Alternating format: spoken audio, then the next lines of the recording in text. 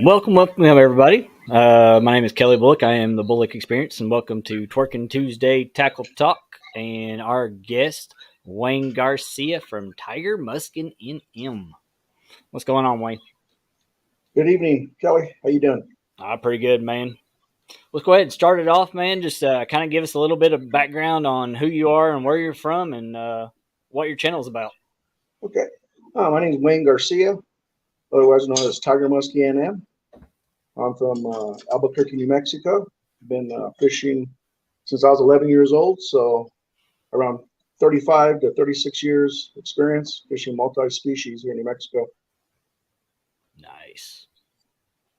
We've got Mr. Chris Flores from Muddy River Catfishing in here. We got Fishing with Squirrel. We got Patriot James. We got Matt from Wannabe, Kentucky Redneck, Avid Fisherman. We got Uptown Chrissy Brown, Mike Sampson. Appreciate y'all coming in here. And make sure y'all hit that thumbs up and share it out. And if you haven't picked up Wayne, make sure you do that. I've got his link pinned to the top of the chat, so make sure y'all hit that and make sure y'all subscribe and hit that bell notification, because you usually put out a video at least once, twice a week or something like that. Yeah, try to put out some footage. I fished most of New Mexico. I concentrate mostly right now this time of year on pike, and tiger muskies. Little bit of channel cat in with some of our river and lakes. Right now, the blues and the channel are hitting right now. It's the time of the year, best time of the year. Yeah, I was gonna say they start slowing down a little bit. So but like you said, pike and the muskies, they're still pretty active. Yeah, they stock our lakes. We're at this time of year with triploids, which is basically a trout that doesn't have a sex.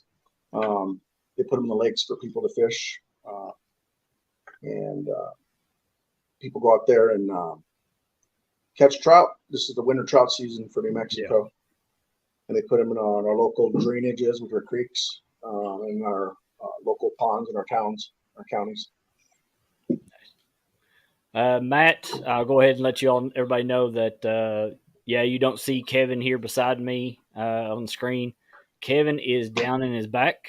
He sent me a message earlier today. He does have a 2-disc in his neck, 2-disc in his back. They're twisted and pinching a nerve. So he is down in his back right now. He's in quite a bit of pain. So he I don't know if he'll be back next week or not, but hopefully he will be. So that's where he's at. And we got a new person in the chat, and it's a fellow Kentuckian. Where to begin homesteading. Appreciate you all coming in here and hanging out with us today. Definitely.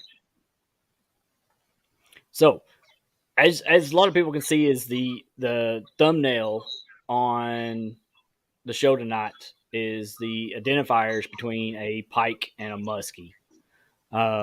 If you want to go over that a little bit and kind of give us an idea of what those are and how we can tell the difference between a muskie and a pike. Okay, so a muskie and a pike are actually a muskie first is a muskellunge.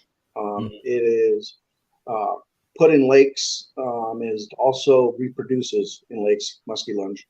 So you get some of the bigger lakes, like in the Great Lakes, Michigan, and all that. Minnesota, they have musky lunge. Some other western states have musky lunge. Pike are also all the way through Canada, all the way down here in New Mexico. They kind of live everywhere.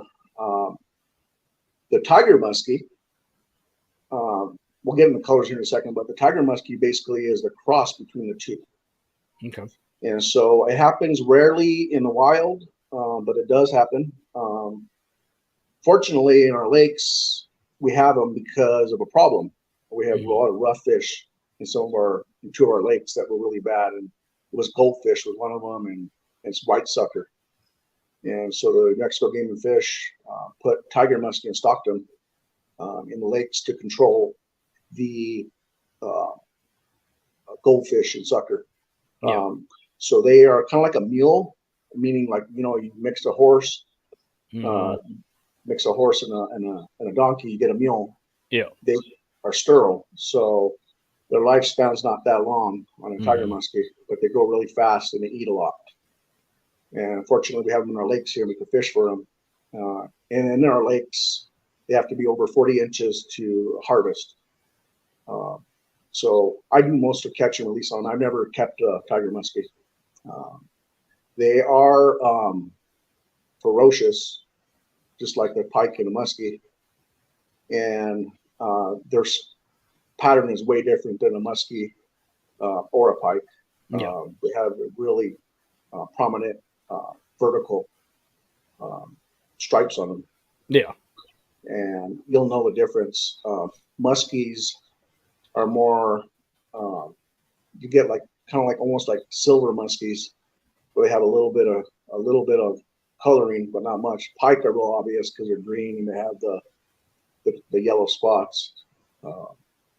But fortunately, the lake's not that far from me where I go, so I go after them, and I go off the bank. Actually, they usually feed right off the bank, waiting to ambush prey. So they'll take anywhere from 6-inch jerk baits, top water whopper poppers. You could catch them on bait too, cut bait or hot dogs. People use cut bait, hot dogs. Water dogs are allowed. But yeah, they're a ton of fun. But yeah, the difference is, I would say, which I can share the screen real quick here. I'll show you. Look. What's that? I said I'm going to share the screen real quick too. Okay. While we're looking at this here. So the pike has more. Most pike that are caught, they're called jacks. They're males. Most people catch jacks. Sometimes in the spring you'll catch a female pike. Yeah. And they'll be a lot larger. It'll be in the 36 to 40-inch range. Those are the females on the pike. Yeah. And like I said, I've never fished for musky lunge. That's my one of my bucket list to go after some musky lunge. But the bars are not as prominent on a regular muskie. But you'll get those really prominent, like dark stripes on a tiger muskie. It's real obvious. Yeah. I've caught some pretty interesting colored pike in a lake called Cochiti, which is north of Albuquerque. They're silver, hardly have any spots on them. They're silver pike. There's like two strains of pike, the green and then the silvers. I've been catching the little smaller jacks. You'll see a lot of silver in them. And surprisingly, pike are pretty good eating. I've heard a lot of people like pike. Yeah, because of their pin bones. But they're really good eating. I like to eat them in the fall. Get those pin bones out and keep like a small jack, which is between 18 and 25 inches. They're pretty good eating. Yeah, definitely. The only thing about pike is they can reproduce in our lakes here in New Mexico, and they're in one of the lakes that called Eagle's Nest Lake up north. And they got so bad in there, now they want everybody to keep them. So they So don't want. So if you, no matter what size they are, they want you to keep them out of there. Yeah, because they can reproduce in that lake. Yeah. Yeah. And there's a ton of big ones in there too. I've only fished that like maybe several times. I caught a little jack, but they stock a lot of trout in there, Mm-hmm. and they don't want them eating the trout because that's like the place to go for rainbow trout. Yeah. Gotcha. In a lake for New Oh, Mexico, and those pike are just out of hand. And I think they originated native to New Mexico through the Rio Grande River up north, because we have them all along the Rio Grande up north, and they've even been caught here in our drainages in Albuquerque. I've never caught one, but I've seen fish brain photos. Now the tiger muskie, my PB tiger muskie is only 44 inches. I think the state record's like, I think it was like 50, 51 inches. So not too far off then. What's that? It's not too far off then. Yeah, they're huge, and and you're not, if you're going to be fishing for tiger muskies, and where I got them, and pike, you're not fishing for numbers because they're hard to catch. A lot of casting. I mean, you're worn out. You have to take breaks. Yeah. I mean, I'll take a break every 2 hours. I'm lucky sometimes if I get a bite in 2 hours. And then you're fishing all day, and then you lose one, it hurts. Yeah. So I think last year I caught like 21 or 22 tiger muskies last year, and caught like 20 something pike. And this year I'm half of each. I didn't catch that many pike and muskies so far this year. Yeah. Is there a reason behind that, or what? What's that? Is there a reason behind you have not caught that much? I don't know. Maybe I'm not good at fishing. Pike fishing will make you, and tiger muskie fishing will make you wonder sometimes if you're doing something wrong. Yeah. But you just got to keep going at it. You're not going for numbers. You're just going for just a fish sometimes, and you're lucky to get a big one, you know? But, I used to use still leaders, and still has a tendency after you catch a fish or get a strike to shrivel up like a spring. Mm-hmm. Yeah. So I started using fluorocarbon, 80-pound fluorocarbon. So that has helped a lot. I'm getting better hookups, better lure action. And I started off with a bait caster, probably for literally like 4 or 5 years, just a 150 size. Yeah. And I was losing a lot of fish, big fish, because I wasn't having enough pounds of drag. Yeah. So I'd get a lot of fish just kind of wiggle off. So I went to a 300 tranks, and I noticed that was great right away. I mean, I was getting better hookups. I could get the fish out of the grass. And sometimes tiger muskie and pike like to run at you, and when you get struck right and you set the hook, they'll run right towards the shore. So you got to have a fast gear ratio. So I'm running a 7.61 on the 300, and I just picked me up a 200 tranks with a 8.51. Just catch up to them, and then they like to jump. I don't know if you've seen my air tiger muskie videos. Yeah, those things like to get air time. Yeah, yeah. They're I'd say right behind a channel cat. They're about the best fighting fish. Oh yeah, there. channel cats. Oh my goodness. I think the channel cat. I caught flatheads, blues, and channels, and I would say the channel cat, pound for pound, is one of the hardest fighting catfish. Oh yeah. Oh yeah, they like to run, spin drag. Yeah. Our state record is in the 36-pound range for channel cats, and actually it was caught out of blue water by an Arizona resident. And I think he caught it on Polish sausage. Yeah, and I was going to say you're going to say chicken.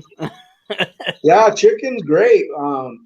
You know what? My best day on tiger muskie was actually with chicken. I went and bought me a 5-pound bag of chicken from Wally World, and I left it in my bag with me. I have like one of those backpacks where you can put like some cold stuff in it. Yeah. And I used lures all day. It was about 3:30. I was like, you know what? I haven't got a bite all day. I'm gonna try chicken. Lo and behold, a storm came in with rain right in my face, and I threw out, and I caught 30 tiger muskies in a couple hours. And they weren't big tiger muskies. They were Yeah. all like juveniles. They were like 25 to 30 inch. So they were wanting to bite anything then. Yeah, and it was cold. Mm-hmm. And I remember driving home an hour and 45 minutes from Blue Water Lake to Albuquerque on one arm because I couldn't move my shoulder. Oh, I never caught that many fish man, like that in a short amount of time. And that's I had no definitely help. yeah, I literally definitely. had my needle nosed and my gloves right next to me and the bag of chicken. It was crazy. I've never caught that many 25-inch fish. Mm. Yeah, it was, but that's my best day. It was insane. It was like just a feeding frenzy. They get in a feeding frenzy, and you know Mm. what? I've never seen it, but I heard about it when they stock the 6,000 trout they put in blue water every year. Yeah. That they say the people that are there trout fishing, waiting for the catch of trout, the tiger muskies will come in the feeding frenzy, and they'll push the trout all the way to the banks, and the trout are basically on the banks. Yeah, Pretty much they just get in throw it. feeding You could pretty much just net them then. pretty much. Yeah, Yeah. their nickname, the tiger muskie, is a freshwater barracuda. Yeah. So yeah, Yeah. they're Somebody had told me that at one time that that was a nickname for them. yeah, they're insane. Yeah, I've seen them do about everything you could think of. I've literally like turned away to pick up my lure, and I've had them just charge the shore, and it will wake you up. You don't need coffee. Trust me, when you go out there, Whew. one of your first experiences with tiger musk, you'll learn to pay attention. Yeah. They usually catch you off guard. Right when you're reeling in your lure, sometimes they'll just charge the shore and grab it. It's insane. They don't care about you if you're right there in front of them. They don't care about people. Yeah. I mean, they have this really interesting thing. They like to stick their head up and swim with their head up above the water. Yeah. I've never seen a pipe. James just had this. He had just mentioned he said crazy top water. Yeah. Yeah. They're insane how they stick their head up. They look at you, and then they'll just swim off and go underwater. They have no idea why they do that. Some people guess that they're doing it to get oxygen. Some say they're like a snake trying to get sun to digest their food. Mm-hmm. But they do that. Yeah, and the topwater strikes with the whopper popper. I find the best time for tiger muskie is like around June, July, August, September. Real early in the mornings and late in the evenings. If you throw a whopper popper 130, they'll just hit it. I mean, with all they got. And a lot of times you don't even have to set the hook. They'll hook themselves. They hit it so hard. Since you brought it up, is choice of bait and rigs for tiger muskies. So rigs, I would say choice of rigs. My choice of rig to go to. I like the jerk bait. Okay. I'm allowed to say brands or no? Yeah, sure. Okay, so River to Sea makes S-Wave, but you can get it at like almost half price through Bass Pro Shops under their brand, XPS. They make a rainbow trout, XPS. They call it a crankbait. It's basically an S-Wave, River to Sea. That one works great through the year because you can allow it to sink at the level you want. Yeah. And then it basically does like a walk the dog, but underwater. So you can stop it, pause it, and most of your strikes are when you pause it. Right when you pause it. Yeah, because they're catching up to it at that time. Yeah. So and the colder it gets, the slower you fish. Mm-hmm. The warmer the water, you can go ahead and speed it up. It's kind of like bait fishing, kind of like you're going out creek fish. It's kind of the same thing. Like winter, you slow down. Summer, spring, and summer, you're speeding it up a little bit. What's real exciting is you've got a good pair of polarized. When it gets clear in the summer, I tend to like before the weeds kind of start, get really in full bloom. You can see like different sections of the weeds. When you're blowing your glide bait, you can literally see a tiger muskie. They go 35 miles an hour top speed. So you'll see them come at your lure and you see everything happen in front of you. You'll see them T-bone it. It's pretty, yeah. And the best thing to do is if you keep missing them, I have to learn this on my own, is just when you see one chasing it, just close your eyes, just keep reeling the same speed you're reeling, and then just wait for the actual rod to bend over and then go ahead and start reeling and pull. Because a lot of times we kind of think that we're going to be able to time it right. And no. Yeah, they're a lot more, they have a lot more speed than you think. Yeah. I like the glider. Also love for pike and tiger muskies, the spinnerbait, just a regular bass spinnerbait. 3/4 ounce. Strike King makes one. Yeah. With Sexy Shad, that's a really. And then last couple of years, I've been using chatterbaits. Just your Strike King, your Z-Man chatterbaits. They love those. You can get away, like I said, you can get away with a bait caster for them for pike and tiger muskies or muskies, but I wore out a reel. I wore out a reel pretty quick with that.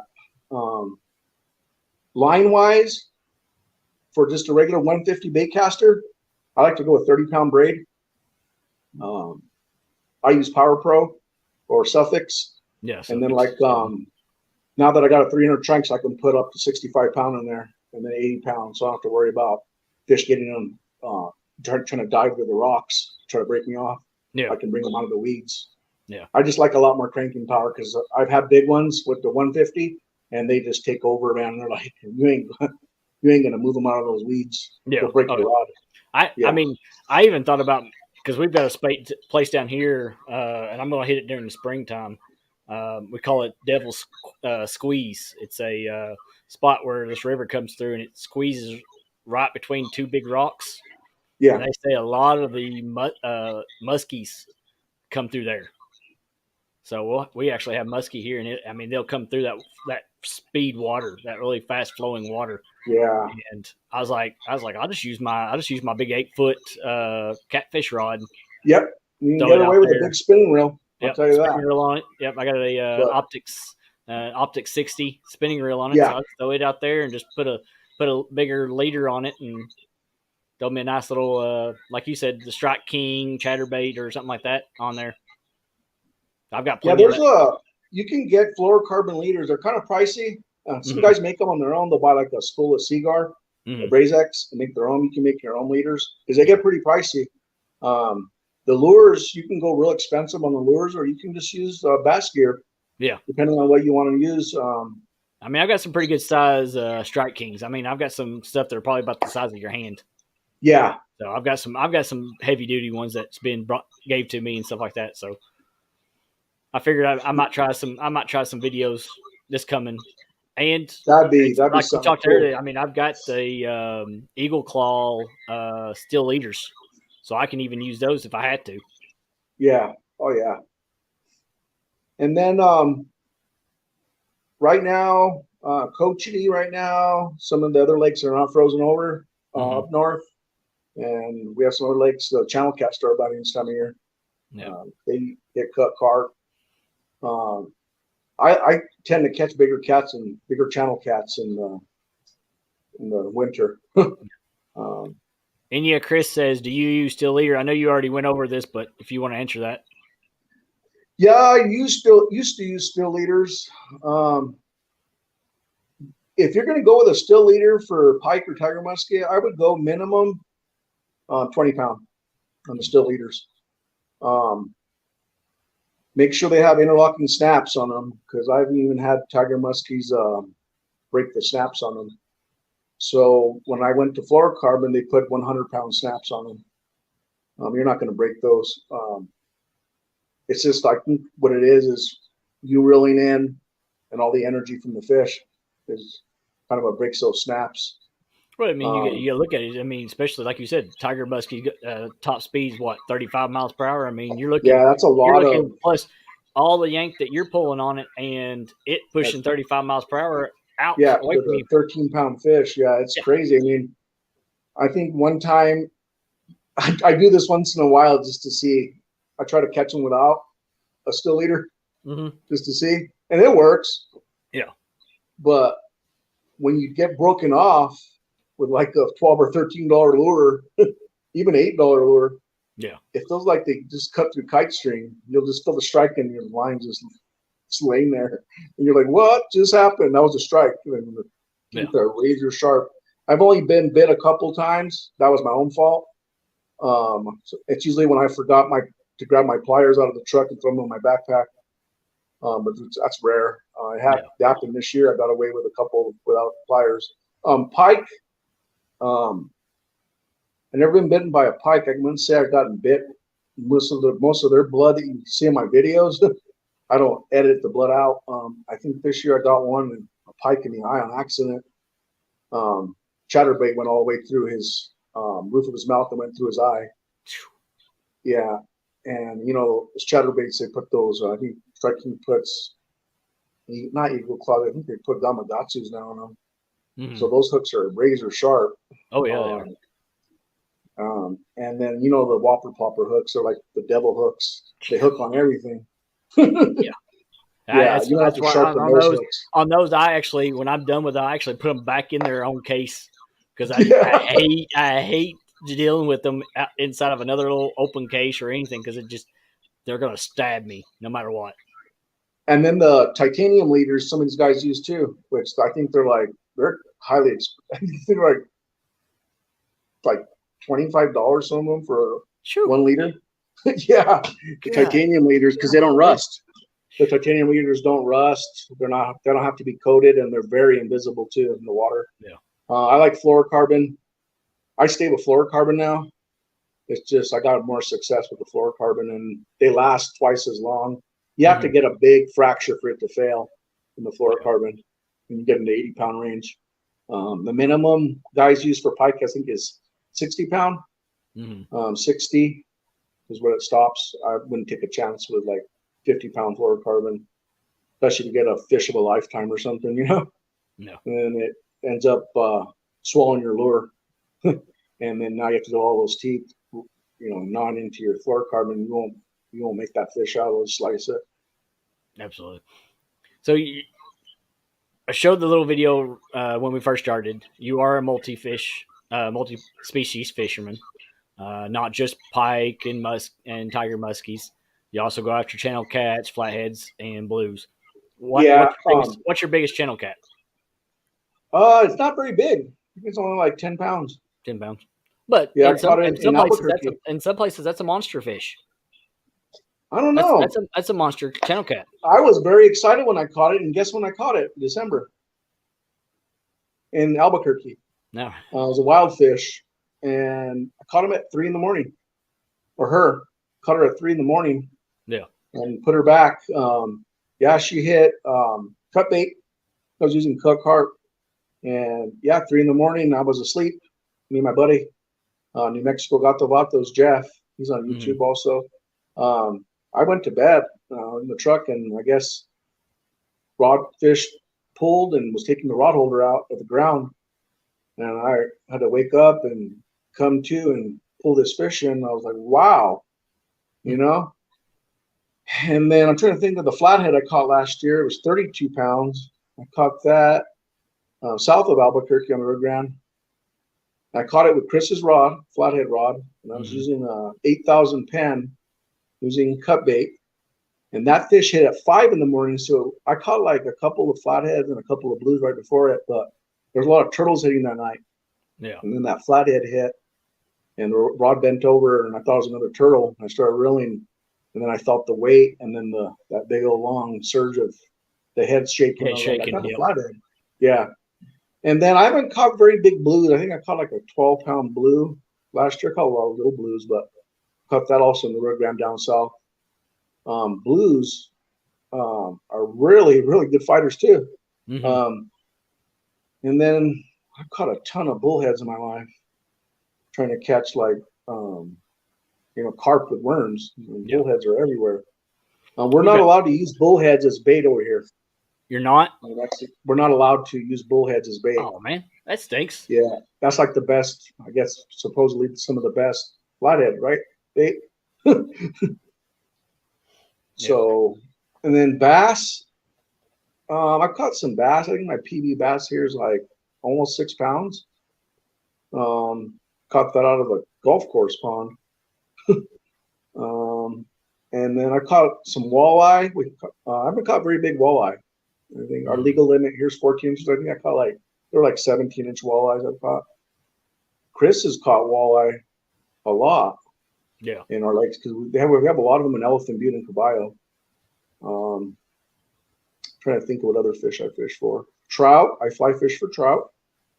Bait fish for trout. I was going to ask you about that because I know Matt from Wannabe, he likes the fly fish. So Is that something you like doing? Do you do a Yeah, lot I'm of trying to it? do that. I got a little bit of fly fishing videos Okay. on the San Juan. We have a really good river here, the world famous San Juan River, Mm-hmm. one of the top 10 trout rivers in the world. Um, it's like I think they have like 100,000 fish per square mile True. in the water. It's crazy how much fish are in that river.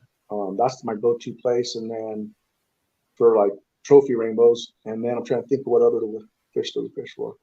I go through all of them. We have bluegill, Yeah. tons of bluegill here. Um, because we have a warm season, we have a short winter. Yeah. Um, you can catch bass in dead of winter here. Our lakes don't get as cold as some of the other lakes. They don't freeze over. Only a couple lakes freeze over. Yeah. Like where you can actually, I think one lake we have here, they actually have ice fishing tournaments, but it's just like one lake. Yeah. Because some people fish Fenton Lake too. If there's a little small lake there, ice fish.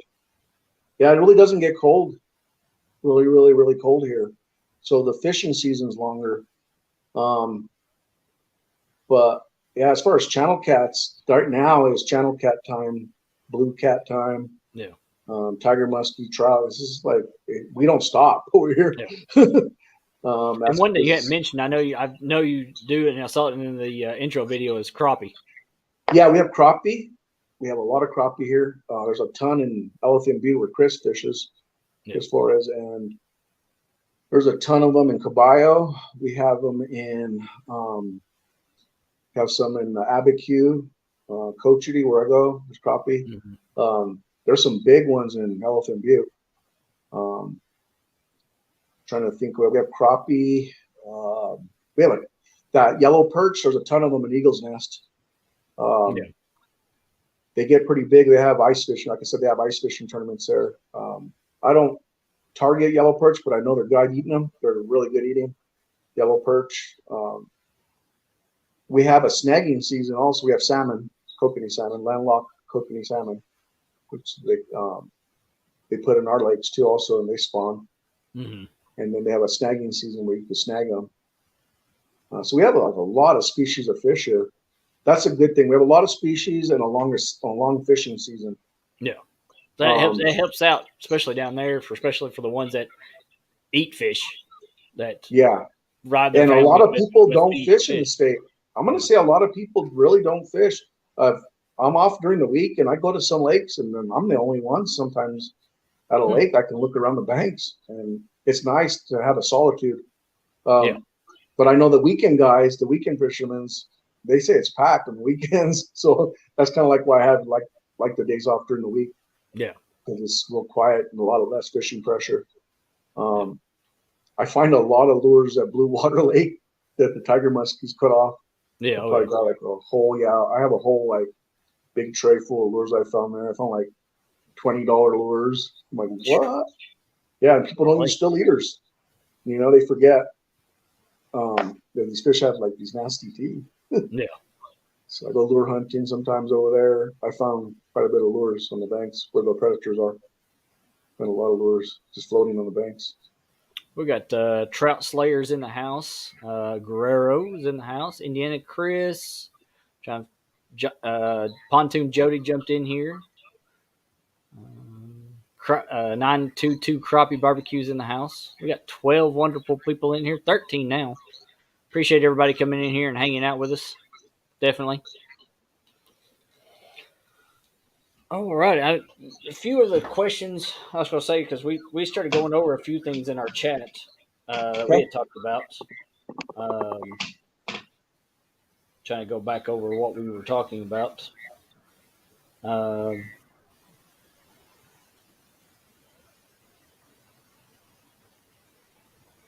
and you said something about fall channel cat tactics.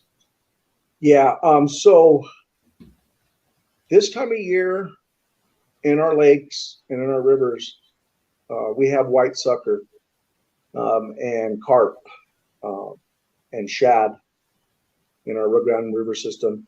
And I find, I mean, you can get away with using hot dogs and sausage, but I find the bigger fish look for the natural bait. Mm-hmm. And I like this time of year because the bigger fish are feeding, and if you use a bigger piece of bait, you'll catch a bigger fish. You get a lot of little dinkers will hit if you use small bait. Yeah. I like to use like a 2-ounce sliding sinker, flat, uh, flat weight, and if I'm bank fishing, I like to look for rocks, just kind of rock and sand bottoms in river inlets. We have a lot of dams along the Rio Grande, and those are the places I target.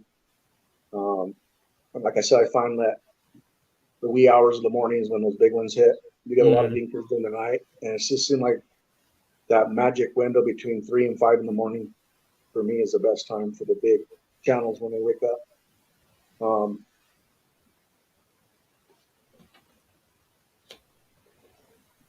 I caught a fish when I was 16, and a couple of guys know about it that I went to high school with. It broke a 30-pound. Do you remember back in the day Kmart used to have those spring scales? Yes. Well, it broke one of those 30-pound scales. Broke the spring out of it. I don't know if it was a defective. To this point today, I don't know. There was a news. They put me on the news that day because I was hanging on my mom and dad's tree. The news came by. We live by a news station, and they seen it. Can we film? So I don't know the exact weight of that fish. All I remember is it being bigger than 10 pounds. So without the actual like news clip, it's just a story between my friends in high school. They always made fun of it. Remember you were on the news with that fish? Yeah. But you know what I do remember? I opened it. Yeah. I opened this fish. And you know what was in its stomach? And this is why I like to use cut bait. It had like the 14-inch sucker, white sucker in its stomach. And I said, that's what they eat. Mm-hmm. That's what they prefer. Yeah. They like cut bait. They like natural baits. Yeah.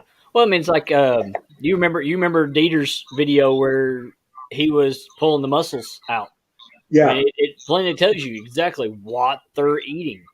Those fish he was catching were feeding off the mussel beds. Yeah, and I barely found out about mussels not too long ago that blues love mussels. Oh yeah.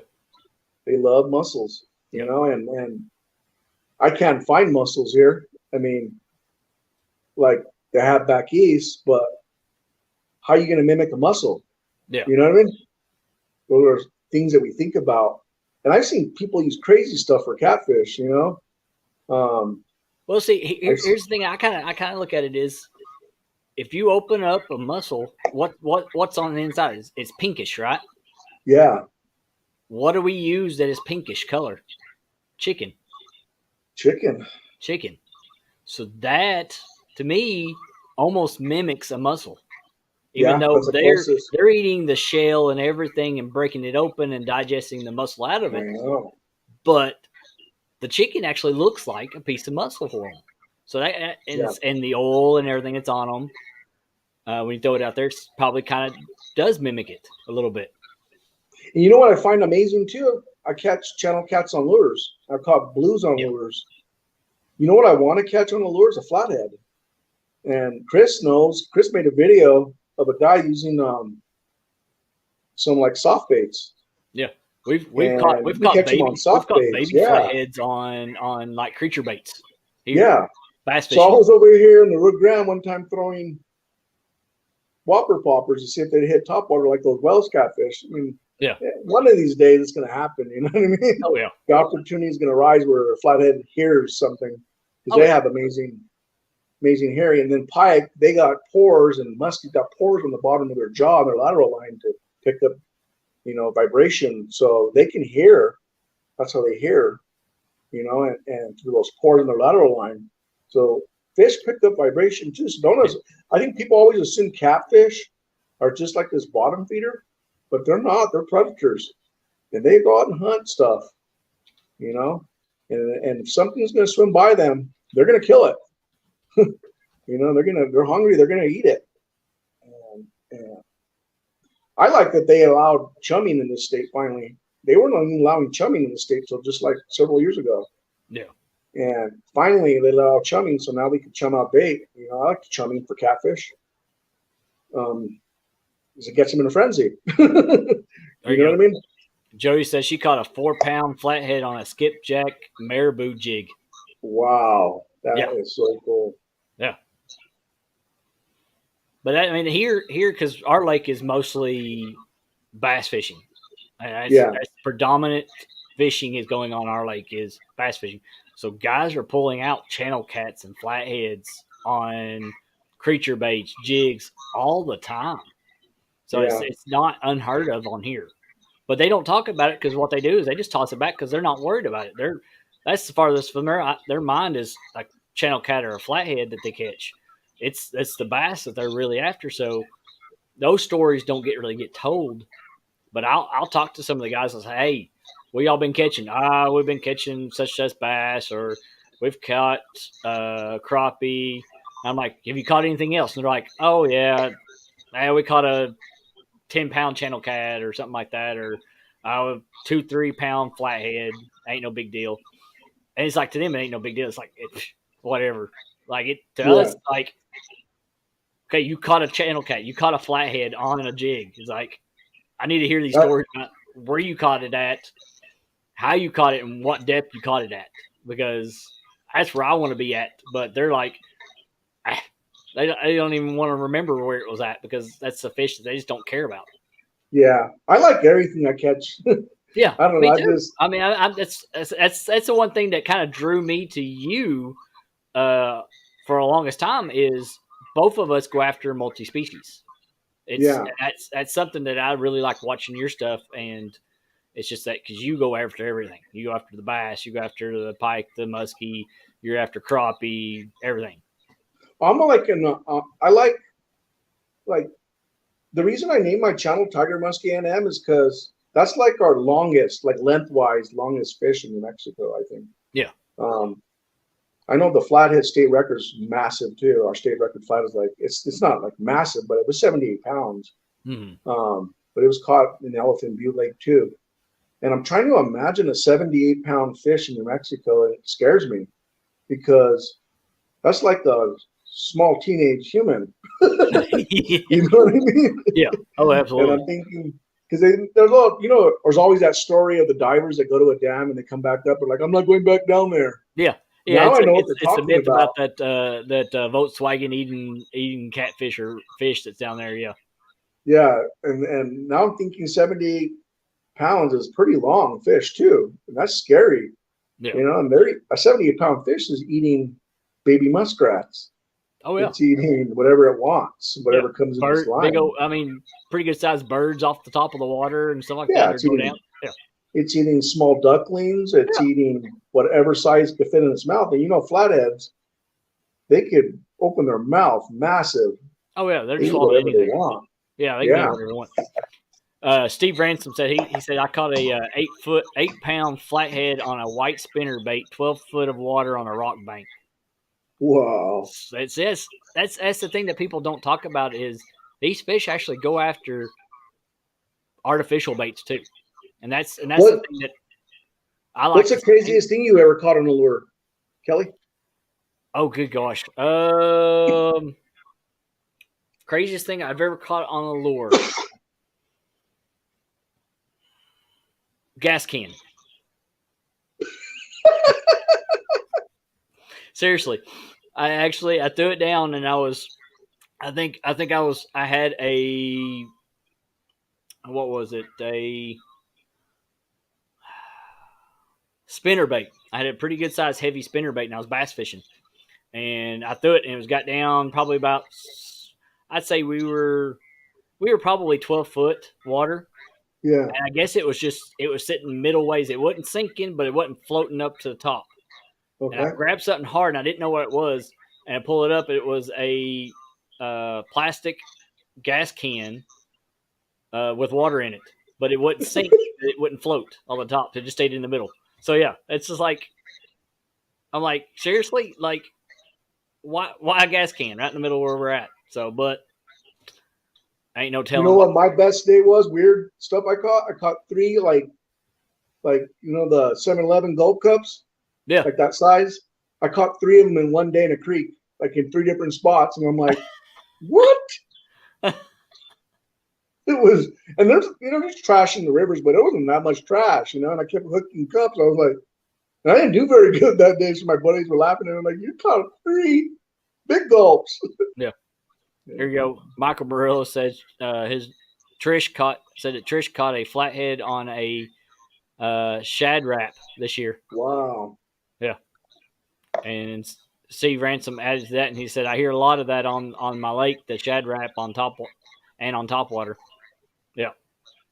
So Wow. that might be something you can try those little shad wraps.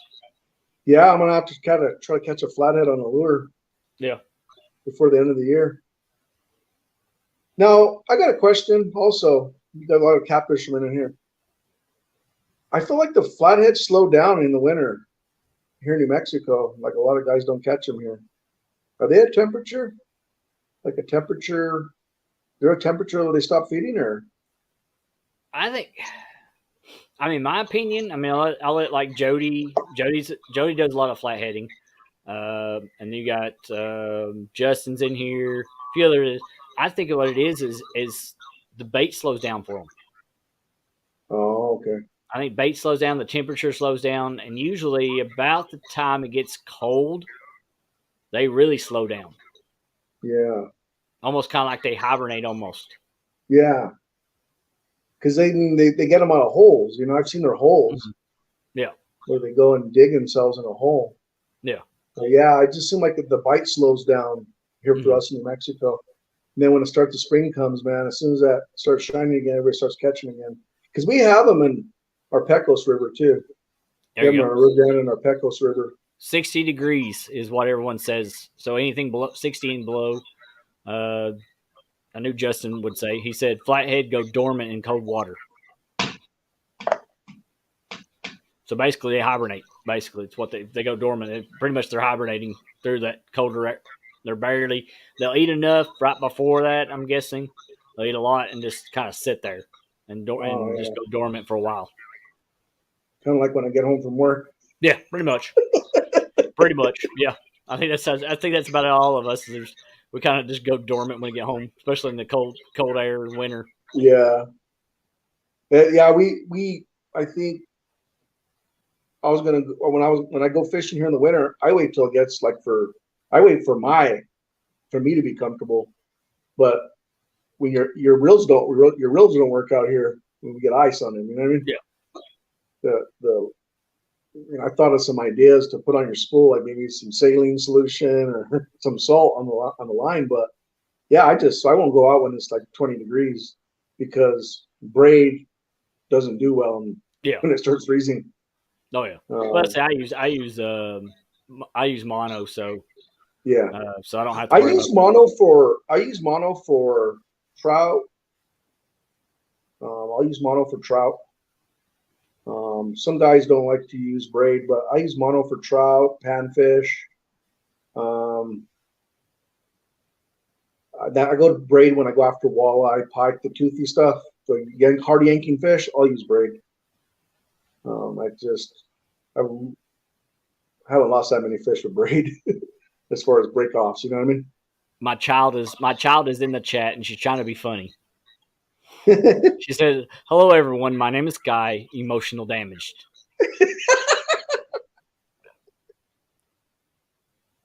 Hi, Sky. My little daughter. Good gravy. She's hilarious. Emotional damaged. She's got this little thing. She'll send us. She's got her own phone, so she's got Messenger. So she'll send me and my wife messages, and she'll be like, she'll love you, and then if we don't say nothing, she goes, "Well, I'm emotionally damaged." Like she'll just come up with that. It's just, I don't know. There it is. She says, "I made him laugh." Oh. Yeah, I got one. He's 20, gonna be 22 pretty soon. They grow up fast. I got one boy. Yeah, he moved to Colorado Springs. I want to go over there and start pike fishing in Colorado, trout fishing. There you go. Yeah, it's some good fishing over there in Colorado Springs. Yeah. No. Yeah, I hope we get some moisture in our state because our lakes are getting real dry. You know. Yeah. And it does affect the fishing. I could blame this year on the drought, but I don't know. Yeah. I just think gotta fish harder. That's why I never give up. I mean, Yeah. I'll stay all day at the lake if I know if I've caught fish in an area. I know they're there. I'll keep trying. That's the thing about especially pike and muskie, tiger muskies. You got to keep going, man, or you're not gonna catch anything. I think I caught 2 35, 36 inches out of coaching pike. I caught a lot of 35, 36 inch. I didn't break the 40 mark so far this year on the tiger muskies yet. No. So, probably mount like a 47 if I ever got one. It'd be a graphite replica. I wouldn't kill the fish, I really enjoy eating walleye and pike. That's just my favorite go-to fish to eat. Walleye, they say is really good. It's a good meat, definitely. Yeah, they're good to eat, but they feel like they're bringing in a Walmart bag. They don't fight much, Yeah. We still got 11 people in the house. Appreciate everybody coming in here.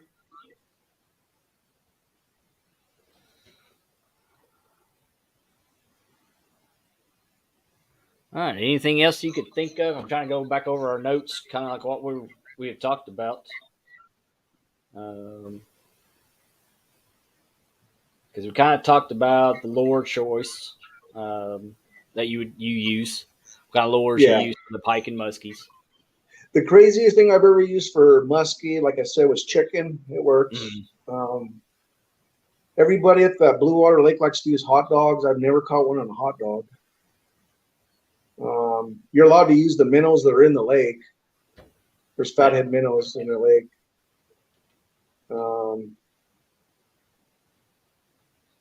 Lure choices. I really like my go-to for pike is spinnerbaits. There's willow bladed, bright colored, white, chartreuse, red. Is probably the go-to for pike. And tiger muskies are the same. They hit spinners, bucktails. You don't have to get that fancy, but I'll tell you this: you catch enough of them, you start to hunt them after a while. You get addicting. Yeah, it's a challenge, I guess. I like the challenge. The challenge of trying to get one. There's my buddy J Dog. J Dog Gone Fishing is in the house. What's going on, J Dog? I'm gonna mute myself just for a second because I've got a nice little hornet above my head right now, and he's pissing me off. Hornet, huh? You know what I seen last week when I was fishing? I seen a tarantula hawk. Oh yeah. So it's I meant to ask you about those because I know they're dominant kind of around your area. Yeah, I seen one. I've only seen a couple in my life, and I seen one, and I didn't think they stayed out that long through the year when it gets cold. Yeah. And I seen it, and I ran. I ran like 100 yards, beeline through river stones. Yeah. And we have a lot of western diamondbacks here too. So yeah, I've never been bit by a snake, thank God. But yeah, we get western. You got to be real careful where you step here in New Mexico because you can step on a western diamondback when you're fishing. So. Yeah. So far, I haven't in the last couple of years that I've been fishing, I've not come across a snake or anything while I'm fishing. But there's been a couple of years ago that they're not years ago, but it's been a while, probably 10 plus years. I was creek fishing and one swam right between my legs. Oh my goodness! Scared the crap out of me because all you're doing is sitting there. You're in the creek fishing like I normally do, like creek wading. I'm sitting there fishing, and it comes from behind you, so you didn't know it was there. So it goes right between your legs and goes right straight out in front of you, and it's just like you're froze because you can't do nothing. I mean, you're just because you don't want to move. So yeah. And those guys, those bass fishermen, they use them long worms, them long plastic worms. I think they're trying to mimic a snake, a water snake. Yeah. Bass. I'm sure bass eat snakes too. Well, I mean, I've seen videos of people that's caught bass and go to hold the bass, and here comes a snake out of its mouth. Yeah. Still alive because they swallowed it. I've seen those videos. Yeah. It's crazy. You can't use a long enough plastic worm. No. I mean, I've got one that's probably a good 14 inches long, but still it ain't long enough. You've got to double hook those ones, huh? I've got on. I just used one hook on it, but the way I've got it set up to where is I'll put the line down the front of it on the tip and go out and then come back into it halfway Okay. down to it. So it's still got a longer tail on the end, but the hook's about midways. We got one trophy bass lake here. I haven't been to it. It's called Bill Evans, and they put a Florida strain bass in there, and they get up in the 10-pound range. I've never caught a double-digit bass. That's my The biggest I've caught is maybe a 3-pounder. 3-pounders get me pretty elated. A 10-pounder, I wouldn't even know how to act. No. Probably scream. Yeah. Oh yeah. Well, we got about 4 minutes left in the show. Any last words you want to talk about your channel, about make sure and everybody watches your upcoming premieres that you do? Yeah, I do premieres. I'm also on TikTok, Instagram, under the same name, Tigermuskienm. TikTok, Instagram, Facebook. I'm on Fishbrain under the same name. So you just go in there. If you go into my YouTube, you can link also my About page to Instagram. And I'm on TikTok too. I make videos on TikTok. And there'll be a lot of content coming. I never stop. Never stop fishing. So that's about it.